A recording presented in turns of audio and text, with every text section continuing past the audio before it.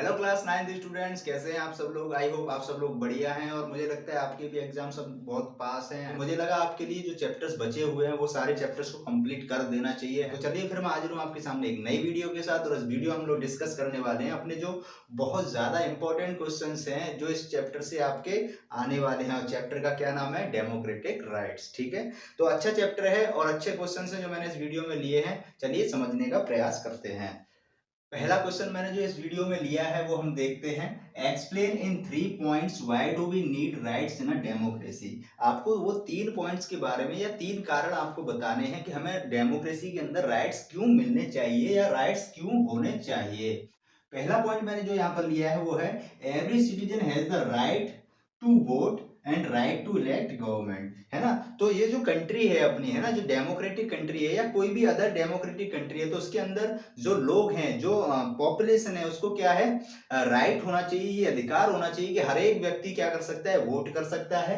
हर एक व्यक्ति अपने मनपसंद की गवर्नमेंट चुन सकता है, क्योंकि किसी भी डेमोक्रेटिक कंट्री के अंदर एक से ज्यादा हमें यहाँ पर पार्टीज देखने को मिलती हैं। तो सब लोगों की अपनी अपनी अलग पसंद की पार्टीज होती हैं। कोई किसी पार्टी को पसंद करता है, कोई किसी पार्टी को पसंद करता है। तो ये राइट हर एक व्यक्ति को होना चाहिए जो अपनी मनपसंद पार्टी को यहाँ पर वोट करके चुन सके। तो पहली बात तो ये कि सबके पास राइट टू वोट होना चाहिए and right to elect government. ठीक है, नेक्स्ट पॉइंट हम यहाँ समझते हैं। Citizen should have the right to express their opinions from political parties take part in political activities, है ना। तो जो सिटीजन्स हैं, जो हमारी कंट्रीज के जो लोग हैं, है ना, उनके पास कैसा राइट होने चाहिए, जैसे कि वो अपने जो ओपिनियन है, जो अपनी राय है, जो अपने सलाह मशवरे हैं, जो आइडियाज हैं, जो थॉट्स हैं, उनको क्या कर सकें, एक्सप्रेस कर सकें, है ना, खुलकर अपने जो विचार हैं उनको रख सकें। पहली बात। दूसरा, फॉर्म पॉलिटिकल पार्टीज, कोई भी व्यक्ति जो ये चाहे कि मैं एक पॉलिटिकल पार्टी बनाऊं तो वो बना सके, उसको ये राइट होना चाहिए। ठीक है, take part in political activities, किसी भी तरीके की हमारी कंट्री के अंदर या किसी भी अदर डेमोक्रेटिक कंट्री के अंदर कोई भी पॉलिटिकल एक्टिविटीज होती है या हो, तो उसमें वो क्या कर सकें, सिटीजन जो है पार्ट ले सकें। ठीक है, या उसको ज्वाइन कर सकें या पार्टिसिपेट कर सकें। ठीक है, तो ये राइट्स उन लोगों के पास, सिटीजन के पास होने चाहिए। नेक्स्ट पॉइंट हम यहाँ समझते हैं। Rights to protect the minority from the operation of the majority. तो जो राइट्स होते हैं वो हमारे यहाँ पर जो माइनॉरिटी कम्युनिटीज होती हैं, जो माइनॉरिटीज के अंदर माने जाते हैं। माइनॉरिटी और मेजोरिटी से मतलब यहाँ पर ये होता है, जिस कम्युनिटी की संख्या ज्यादा होती है उसको मेजोरिटी कम्युनिटी बोलते हैं, जिस कम्युनिटी की संख्या कम होती है उसको माइनॉरिटी कम्युनिटी बोलते हैं। तो जो राइट्स होते हैं वो एक तरीके से जो माइनॉरिटी कम्युनिटीज होती हैं उनको मेजोरिटी कम्युनिटी के शोषण से, है ना, वो उनका शोषण ना करें, उनको दबाए ना, उनको धमकाए, फोर्ज लेबर ना कराई जाए उनसे, है ना, बंधुआ मजदूरी ना कराई जाए, किसी भी तरीके का यहाँ पर शोषण हमें देखने को मिल सकता है। एक्सप्लॉयटेशन किसी भी तरीके से नहीं होना चाहिए। तो जो राइट्स हैं वो यहाँ पर माइनॉरिटीज की रक्षा करते हैं मेजोरिटी कम्युनिटी से, इस तरीके से। ठीक है, नेक्स्ट पॉइंट में समझते हैं। Right ensures that the majority can not do whatever it likes. तो जो राइट्स होते हैं वो इस चीज को भी एंश्योर करते हैं कि जो मेजोरिटी कम्युनिटीज है वो अपनी मनमानी ना करे, कि वो जो चाहेगी वो कर सकती है, नहीं, ऐसा नहीं है। इसीलिए जो राइट्स होते हैं वो यहाँ पर जो लोग मनमानी करते हैं उनकी जो मनमानी है उसको रेस्ट्रिक्ट करने का काम करती है। या कोई व्यक्ति गलत काम करता है तो जो जिसके साथ अन्याय हो रहा है या गलत हो रहा है ना, किसी पर्सन के द्वारा, तो वो उसके खिलाफ फिर कोर्ट में जा सकता है, कोर्ट में अपील करी जा सकती है। जो इस क्वेश्चन से रिलेटेड खास बातें हो सकती थी मैंने आपको समझाने की पूरी कोशिश करी है। मुझे भी लगता है आपके ये पॉइंट सब क्लियर हो चुके होंगे। स्टूडेंट्स, नेक्स्ट क्वेश्चन को समझते हैं। नेक्स्ट क्वेश्चन मैंने यहाँ लिया है, अच्छा क्वेश्चन है, ये समझना चाहिए, इंपॉर्टेंट क्वेश्चन है, पेपर में जरूर आएगा, ध्यान रखिएगा। What is the position of the citizens in Saudi Arabia with respect to their government? ठीक है, तो सऊदी अरेबिया के अंदर जो लोग थे या वहाँ के जो सिटीजन थे उनकी क्या पोजीशन थी वो हमें यहाँ पर समझना है। ठीक है, तो मैंने यहाँ पर खास बातें आपके लिए ले ली हैं और ध्यान रखिएगा ये क्वेश्चन जरूर आएगा। ठीक है, मैंने यहाँ पर खास बातें ले ली हैं, उनको समझते हैं। चलिए, फर्स्ट पॉइंट मैंने यहाँ पर लिया है। Saudi Arabia ruled by a hereditary king and people have no role in electing or changing their ruler। ठीक है, तो जो सऊदी अरेबिया था ना उसमें क्या था, जो सऊदी अरेबिया है उसको यहाँ पर हेरिडिटरी किंग के द्वारा रूल किया जा रहा था। हेरिडिटरी किंग से मतलब ये होता है कि पहले कि बहुत पहले कोई एक पर्सन किंग बन गया होगा, जैसे भी करके गलती से या जैसे भी किंग बन गया होगा, अब उसी के जो जनरेशन से है ना, आने वाली जो जनरेशन है वही कंटिन्यूअस यहाँ पर रूल कर रही है, तो उसको बोलते हैं hereditary king. And people have no role in electing or changing their rulers. ठीक है, तो यहाँ पर जो सिटीजन थे, जो पीपल थे, उनके पास यहाँ पर किसी भी तरह का कोई राइट नहीं था कि वो किसी भी तरीके से यहाँ पर किसी गवर्नमेंट को इलेक्ट कर सके या फिर उसको चेंज कर सके या उस रूलर को भी चेंज कर सके, ऐसा उनके पास कोई राइट नहीं था। तो पहली बात आपने यहाँ पर ये समझी। दूसरी बात, the king selects the legislature and executive.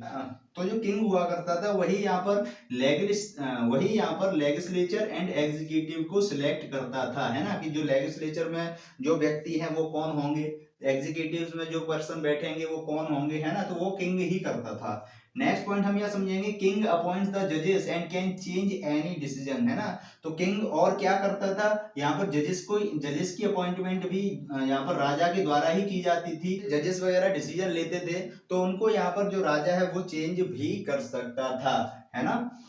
Next point, citizens can not form political parties और एनी पॉलिटिकल ऑर्गेनाइजेशन। जो सऊदी अरेबिया के जो लोग थे, जो सिटीजन्स थे, वो यहाँ पर किसी भी तरीके की कोई भी पॉलिटिकल पार्टी फॉर्म नहीं कर सकते थे। पॉलिटिकल पार्टी यहाँ पर फॉर्म नहीं करी जा सकती थी और ना किसी भी तरीके की ऑर्गेनाइजेशन को फॉर्म कर सकते थे। ठीक है, नेक्स्ट पॉइंट समझना होगा कि media can not report anything that the monarch does not like. Next point में ये कहा गया है कि जो मोनार्क थे, उनको जो चीजें पसंद नहीं होती थी वो यहाँ पर मीडिया कभी भी रिपोर्ट ही नहीं करते थे। मतलब जो असलियत है, जो सच्चाई है, वो यहाँ पर मीडिया में कभी दिखाई ही नहीं जाती थी। नेक्स्ट पॉइंट में समझेंगे, every citizen is required to be Muslim, non Muslim citizens can follow their religion in private but not in public. ठीक है, अब यहाँ पर लास्ट पॉइंट में ये कहा गया है कि जो हर एक व्यक्ति को यहाँ पर मुस्लिम होना जरूरी था, लेकिन जो व्यक्ति मुस्लिम नहीं थे या फिर मुस्लिम धर्म को फॉलो नहीं करते थे, वो अपना जो भी रिलीजन फॉलो करते थे उसको प्राइवेटली फॉलो कर सकते थे, पब्लिकली उसको फॉलो नहीं कर सकते थे। तो बच्चों, ये जो है कुछ खास बातें हैं इस क्वेश्चन से रिलेटेड जो आपको समझ लेनी चाहिए। अगर अभी भी समझ में नहीं आई है तो वीडियो को फिर से पीछे करके देखिएगा।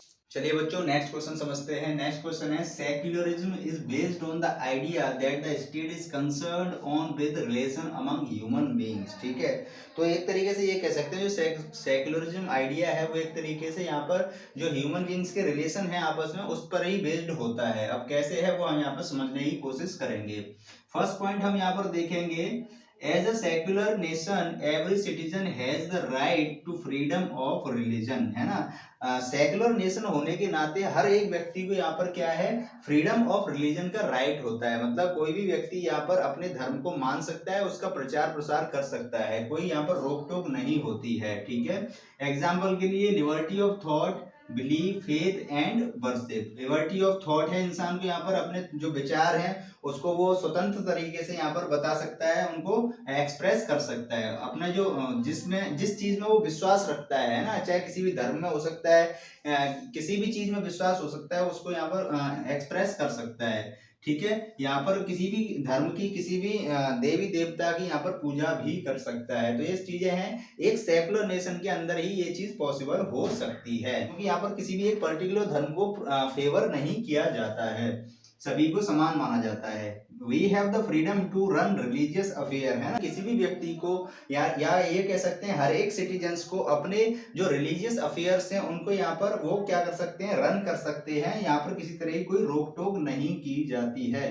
नेक्स्ट पॉइंट हम यहाँ समझेंगे, Indian constitution formally state that all religions are equal before law. तो जो इंडियन कॉन्स्टिट्यूशन है ना, जो भारतीय संविधान है, उसके अनुसार भी यहाँ पर क्या कहा गया है कि जो सभी रिलीजन्स हैं वो लॉ के समक्ष क्या है, समान माने जाएंगे। Religions are equal before law, मतलब सारे रिलीजन जो है लॉ के आगे इक्वल माने जाएंगे। तो ये कुछ खास बातें हैं इस क्वेश्चन से रिलेटेड, मुझे लगता है आपने अच्छे से समझ ली होंगी और आपके ये क्वेश्चन है वो क्लियर हो चुका होगा। वीडियो आपको अच्छी लग रही है, मेरे पढ़ाने का तरीका अगर आपको समझ में आ रहा है तो कमेंट करके बता दिया करो। वीडियो अच्छी लग रही है, हेल्पफुल है तो शेयर कर दिया करो, और जो बच्चा पहली बार चैनल पर आया है, पहली बार वीडियो देख रहा है, वो चैनल को सब्सक्राइब कर लेना, जिससे क्या है नेक्स्ट वीडियो आपके फोन में डायरेक्टली आपको मिल जाएगी। चलिए इस वीडियो में इतना ही, मिलते हैं नेक्स्ट वीडियो में, तब तक के लिए गुड बाय।